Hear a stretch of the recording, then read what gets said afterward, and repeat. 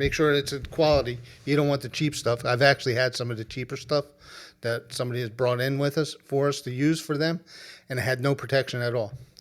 So make sure you get a quality coolant, or let us handle it and we'll get you a quality coolant. Now, when you look at coolant, most people think of the freeze points.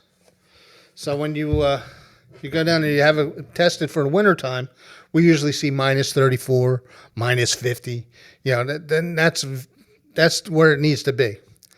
But with that, like this particular antifreeze that I do, the freezing point protection is good to minus 34, which is really good. Some of the higher end stuff is good to minus 50, but minus 34 is good enough, because who's going out in minus 34 weather? I'm not.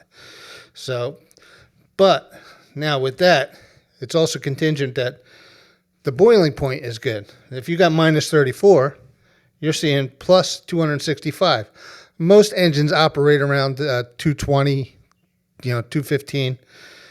Boiling point for water is 212. So you don't want to degrade, because as this goes down, this gets older, this gets weaker.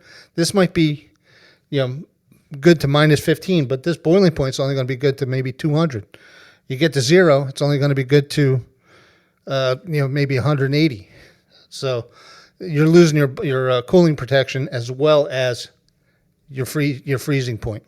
So come in, have it checked out. We got the tools to check those out.